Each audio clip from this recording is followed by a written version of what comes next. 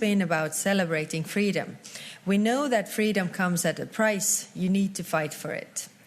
Allied presence here in Estonia contributes every day to the security of our country and the alliance as a whole. But Estonia takes its own part of the burden increasingly seriously. We have been significantly boosting our defense spending. It's nearly 3% now. The will of the Estonian people to defend our country is unwavering. The number of volunteers who wish to contribute to national defense has considerably increased. Today, Ukrainians are showing unprecedented courage and commitment in defending their country. The free world needs to show the same courage and support to Ukraine until the last Russian soldier has left Ukraine. Ukraine must win, and the aggressor must be pushed back. For this, we must also believe in Ukraine's victory. Ukraine needs enough weapons and ammunition to win the war. That is why I propose that EU member states jointly procure ammunition for Ukraine. During the pandemic, we were able to react quickly to jointly procure vaccines. Let us act quickly now and send more ammunition to Ukraine. We must keep in mind that the threat Russia poses is a long-term one. In addition to the conventional war, they are also waging a hybrid war to create chaos and divide us. All European countries need to invest more in their own defense and resilience. We cannot be afraid of Russian terror tactics. If we fall for Russia's threats, we will wake up in a much more dangerous world. Ukraine and Russia's other neighbors are not afraid. So why should those countries who are further from Ukraine be afraid? The way this war against Ukraine ends will define peace for generations to come. For any peace to last, there needs to be accountability. Russian crimes against Ukraine and its people must not go unpunished, and no Russian leader can be immune from responsibility. As Team Europe and Team NATO, we have shown significant unity and resolve over the past year. Looking ahead, these are key words we must take with us: courage, belief, accountability, and leave no room for fear. Thank you. Thank you. The President of the European Commission, Ursula von der Leyen, please. Yes, thank you, Prime Minister, Secretary General, dear Jens, dear Kaja. Thank you very much for hosting us in Tallinn on such a special day. Indeed, the day when 105 years ago, Estonia declared its independence. Estonia's determination to remain a free and independent country has been put to the test time and again. But independence was finally restored on the 20th of August 1991. And I also want to share a thought or quote of a famous Estonian, the former president, Lennart Meri, who said, "Europe is not geography. Europe is a unity of principles and an allegiance to principles. Principles shape geography. Geography does not shape principles." End of quote. And this is a truth that Putin has never understood. 1 year on, from the start of his brutal war, Putin has failed to achieve a single one of his strategic goals. Instead of dividing the European Union, he finds us united and determined to stand by Ukraine for as long as it takes. Instead of dominating the global energy market, he has seen his main source of revenue slashed. Instead of wiping Ukraine from the map, he is confronted with a nation more vigorous than ever. Ukraine has become a testament to the bravery of a nation which will never relent in its quest for freedom. We have seen that in every single day of the 365 days since the beginning of this atrocious war. And just as Estonia stands proudly as a free and independent state, Ukraine will prevail. Ukraine will prevail because Ukrainians will neither flinch nor step back. And Ukraine will prevail because Europe and its partners and allies will stand firm. But 1 year on, the fight rages on, and Putin has upped the stakes. He is sending hundreds of thousands of young Russians as cannon fodder in the trenches in Ukraine. What we saw and heard earlier this week from Moscow tells us that as the losses mount on the battlefield, so does the desperation, the delusion, and the disinformation. And that shows the strain Putin's regime is under. But it also comes with real and renewed danger for Ukraine, so now is the time to double down. We must keep giving Ukraine the means to defend itself until the Russians end this war and leave Ukraine. And this is why we stand firmly by Ukraine, as determined as ever, to support Ukraine financially, economically, and militarily, to increase our own defense capabilities, and to increase the pressure on Russia and hold it accountable. Russia is increasingly isolated. I think very telling was the vote yesterday in the United Nations, 141 countries that voted in favor of the resolution condemning Russia. Russia is falling backwards towards an autarkic economy, cut away from the world. Our sanctions are eroding sharply its economic base, slashing any prospect to modernize it. We will continue to put pressure on Russia and on those supporting it on the battlefield. We will continue going after Putin's cronies, and we will go after those helping Russia to circumvent sanctions or replenish its war arsenal. At the same time, we work to ensure Ukraine's economic and military resilience. First, with continued financial support, 67 billion euros we mobilized so far.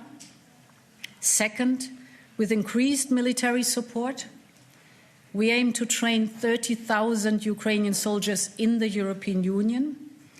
Our member states are delivering military equipment, and we will turn to joint procurement to deliver urgent military supplies for Ukraine, such as 155mm ammunition. Equally important is to work with our defense industry to ramp up the production of this ammunition and other equipment needed by Ukrainian forces, but also to replenish our own stocks. And dear Kaya, you rightly so brought attention to this at the last European Council, and we are taking action. Finally, this is not just about winning on the battlefield. Ukrainians are fighting for their right to choose their own future.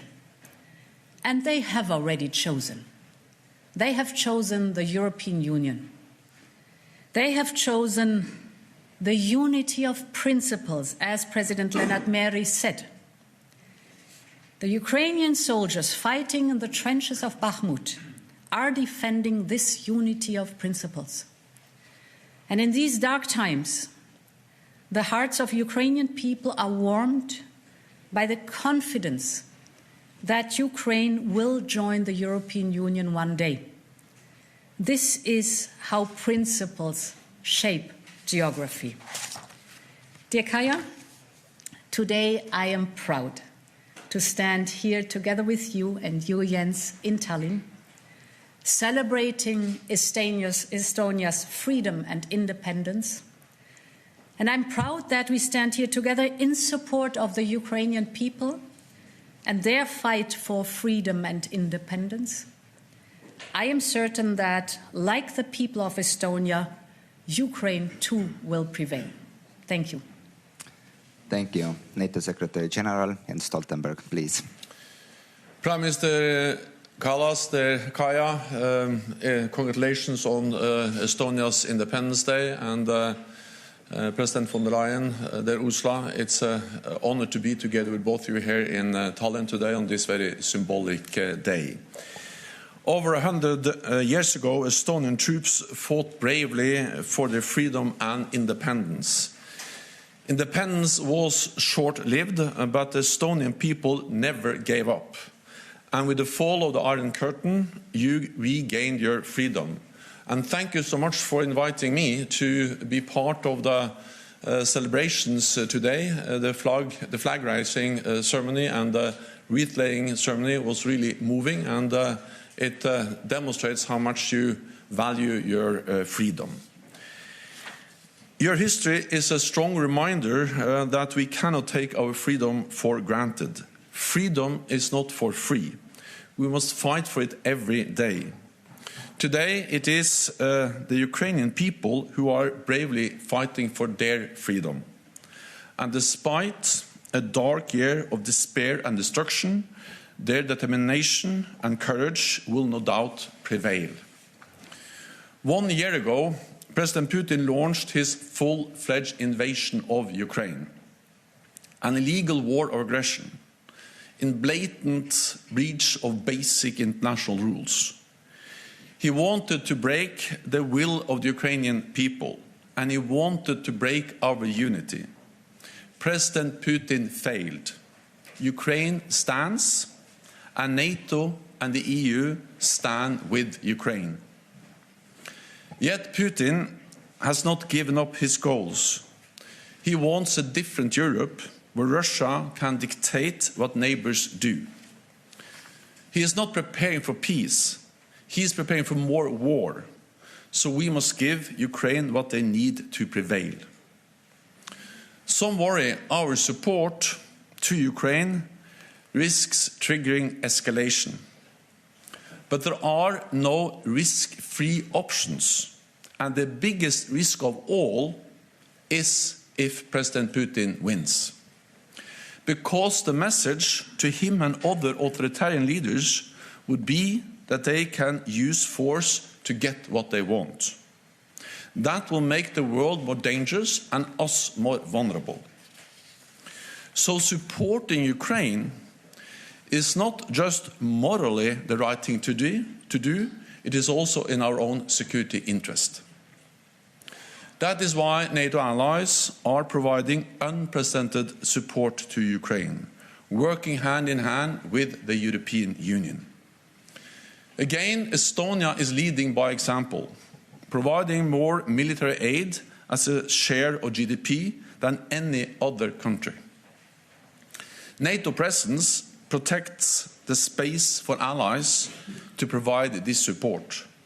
Since 2014, we have significantly reinforced our presence and readiness, from the Black to the Baltic Sea, including here in Estonia.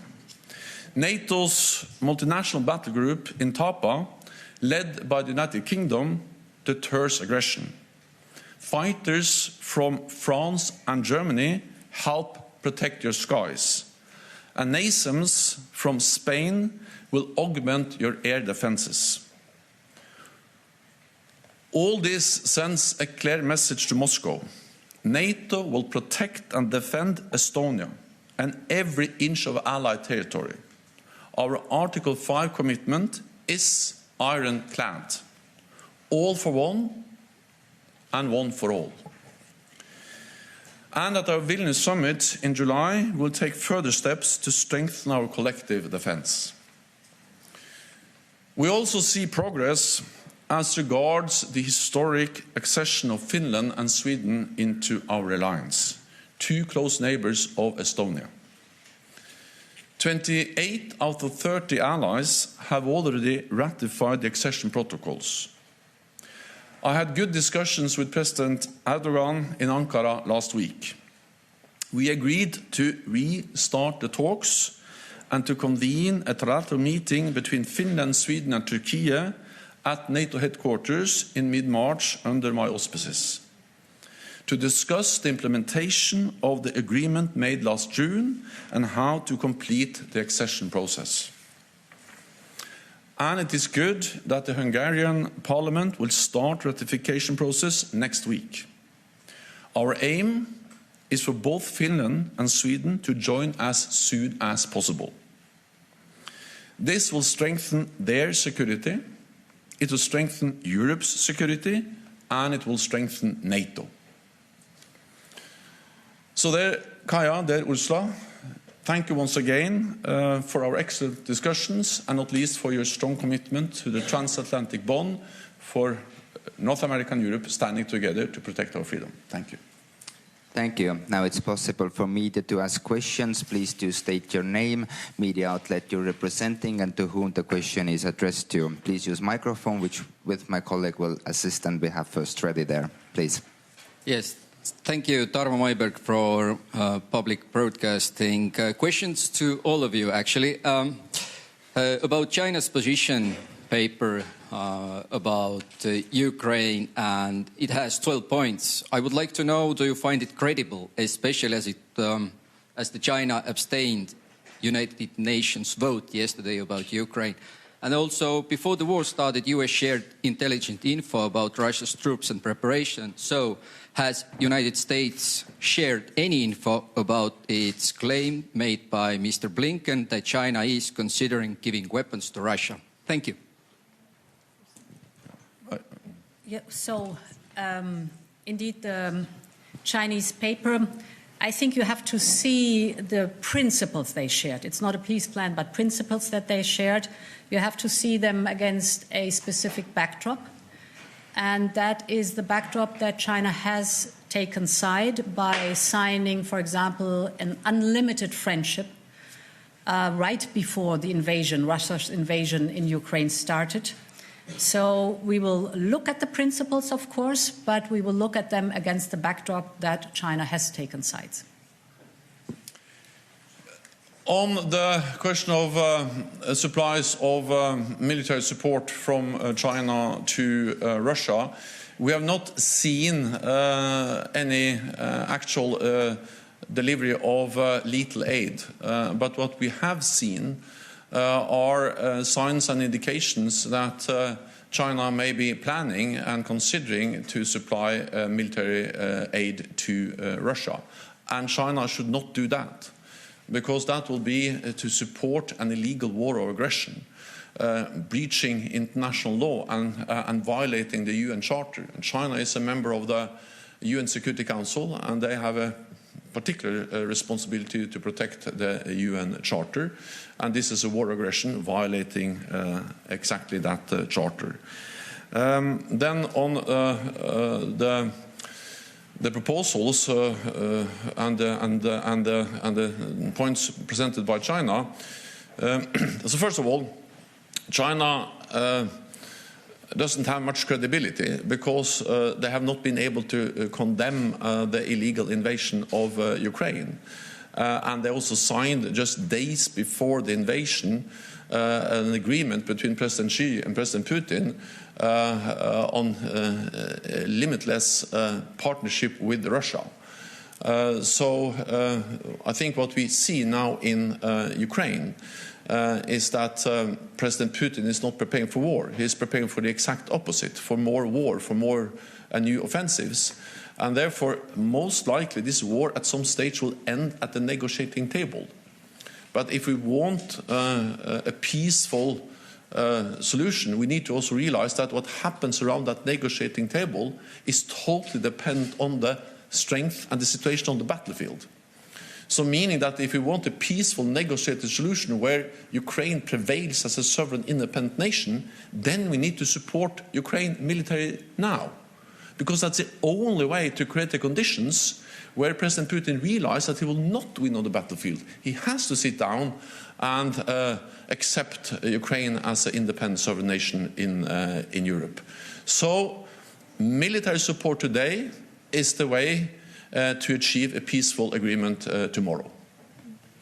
Yes, actually, I have nothing really to add, because all was said. UN Charter is also something that China is and should be respecting, and it says the principles of territorial integrity and also the right to defend one's country and sovereignty. So if they are providing military aid to aggressor, then they go against this UN Charter, and that is dangerous to the peace of the world in general. Thank you. We have our next one. Ready, please. My name is Külli Kapper and I come from the Postimees. I have one question to the President of the European Commission and one question to the Secretary General of the NATO. To the Commission, what measures will you take to prevent the circumvention of the European sanctions by the third countries? And to the NATO Secretary General, how NATO will help Moldova to secure its defense against Russia? So we are, in our sanction packages, we are increasing the measures to make sure that there are neither loopholes nor circumvention. We have a sanctions envoy, David O'Sullivan, who is traveling to different third countries to reinforce the message that any kind of circumvention of sanctions will have consequences. For example, we have included in our sanctions packages the possibility to list persons or entities that are even from third countries that are circumventing the sanctions by exporting goods from or importing goods to third countries from the European Union and then bringing them to Russia. So here, increasingly, we are giving a very clear message. This will not be tolerated, and this will have consequences. On Moldova, of course, we are concerned when we see the challenges they face, and that's a direct consequence of the war in Ukraine. Moldova is a close and highly valued partner of NATO.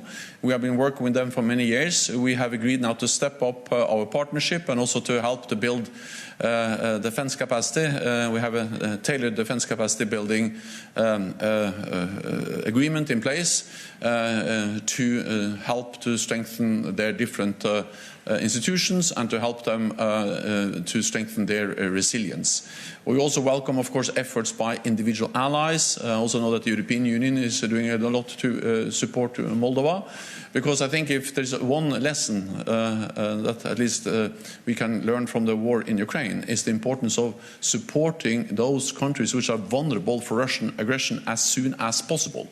And that also applies for Moldova, and that's the reason why I need to work more closely and provide more support to Moldova. Thank you. Next one, please. Hello, Herman Gelomes from Delphi.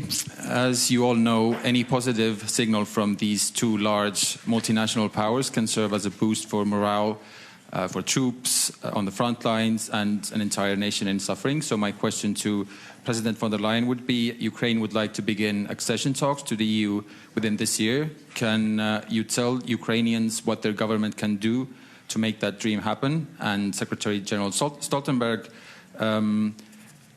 President Zelensky is coming to the Vilnius summit, and Ukraine would like to see a clear pathway to membership there.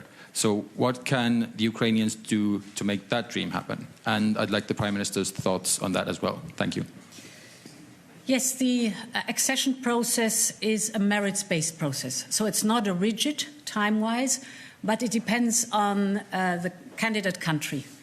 And it is amazing to see the determination of Ukraine to go through this thorough process, but at utmost speed. And already their step forward to apply for becoming a candidate country, they had to do a lot. And it was impressive to see how they were delivering while fighting a war. It also shows the functioning of the administration and the highly digitized state of the administration, which is impressive. Therefore, it is, of course, in the hands of Ukraine how they perform, how they reform, how they improve the status of their country with strong support from the European Commission, because this is our task to advise and to support and to help as much as possible on that.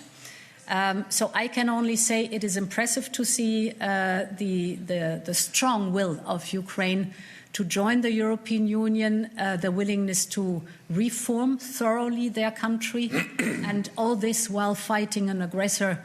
This is outstanding. It's in their hands. We will have, as a process, an oral presentation of the progress in spring to the member states, but more important is the report in fall that summarizes for all candidate countries in the accession process their progress during the year. And I am confident that Ukraine will excel in this report in the fall that then will be presented to the member states. I invited President Zelensky to attend the NATO summit in Vilnius in July. I really hope that he can be there in person, but of course it depends on the situation, because he is in the midst of a full-fledged war, invasion of his country. NATO's position on membership for Ukraine remains unchanged. We have stated several times that Ukraine will become a member of the alliance. At the same time, we all realize that the first step to ensure that that will happen is to ensure that Ukraine prevails as a sovereign, independent nation. Without a sovereign, democratic, free Ukraine, the membership will not be an issue at all. So all our focus, all our efforts is now on ensure that Ukraine prevails, that Putin doesn't win, because then there will be no issue of membership for Ukraine. Then when this war ends, then of course we need to ensure that history doesn't repeat itself, because there is a pattern of Russian aggression. Georgia in 2008, Crimea and Eastern Donbass in 2014, and then the full-fledged invasion last year. And we need to make sure that when the war ends now, that Russia is not able to continue to chip away at European security, and we need to break this cycle of Russian aggression. This will be about enabling the Ukrainians to have strong armed forces themselves, so they can deter aggression themselves. But it will also be an issue of creating the framework and the political framework that sends a clear message to Moscow that they cannot continue to attack an independent, sovereign, democratic neighbor, Ukraine. So we need to help Ukraine move forward on the Euro-Atlantic path. Ukraine is part of the Euro-Atlantic family, and the first step is to ensure that Ukraine prevails as a sovereign nation. To add to that, grey areas are a source of conflict and war, and that's why NATO has been the peace project. We have to believe in Ukraine, and therefore we also have to give military aid so that Ukraine can defend themselves, and then when the war is over, then move on with the open door policy of NATO. Thank you. Next one, please. Maris Hellrand for German Public Broadcaster ARD. Question to the Secretary General. You mentioned talks with Turkey. How can NATO act on Turkey in order to speed up Sweden's joining process? First of all, this is a priority for NATO and for me. And I'm confident that both Finland and Sweden will become full members of the alliance. Second, I have just met with President Erdogan, and of course we discussed also how we can make progress on the accession of Finland and Sweden, and we agreed to restart the talks, to convene a meeting in Brussels at the NATO headquarters with Finland, Sweden, and Turkey, and we need to also understand that so far this has been the quickest accession process in NATO's modern history. Finland and Sweden applied in May last year. Already in June, 30 allies, also Turkey, decided to invite them. And we also, all 30 allies agreed, including Turkey, on the accession protocols, and all 30 allies have signed these accession protocols.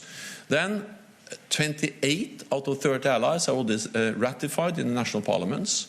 The Hungarian parliament had declared that they would start the accession process, also the discussions and the decisions next week. And then On Finland and Sweden, I cannot guarantee you any specific date, but on Finland, Turkey has made it clear that they don't see any problems with ratification. With Sweden, some issues still remains. I have made it clear that both Finland and Sweden have lived up to their commitments they signed up to at the NATO summit last year. So I think the time has come to ratify both of them now. But of course, Turkey has another position, and then we have this trilateral mechanism to address how to ensure that the accession process continues to move forward. And the most important thing is not whether Finland and Sweden joins exactly at the same time. The most important thing is that they join as soon as possible. If I can briefly add one more thing, and that is that we need to also understand that Finland and Sweden are in a total different place now. They're much more secure now than before they applied. Because as part of the accession process, they have now been integrated more and more into NATO's civilian and military structures, defense planning, capability targets. We exercise more together. NATO has increased its presence. Different allies have also provided bilateral security assurances. So it's absolutely inconceivable that Finland or Sweden will be faced with any military threats from Russia without NATO reacting.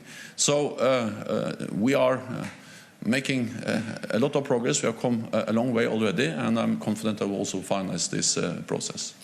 So, and time for final question, please. You have been watching NATO Secretary General Jens Stoltenberg, EU Commission President Ursula von der Leyen, and Estonian Prime Minister Kaja Kallas speaking in the Baltic state of Estonia, marking 1 year to the day since Russia began a full-scale invasion. The message here very clear: Putin must not win. All three have reiterated support for Ukraine in their effort to repel the Russian invasion. China is doing, and we have seen signs that they may be considering and planning to send lethal aid. And you are joining us here for special coverage of this somber anniversary. DW correspondent Max Zander is joining us here in the studio. Max, what do you make of what we just heard? Right, so this is rather a symbolic event. This was about standing united.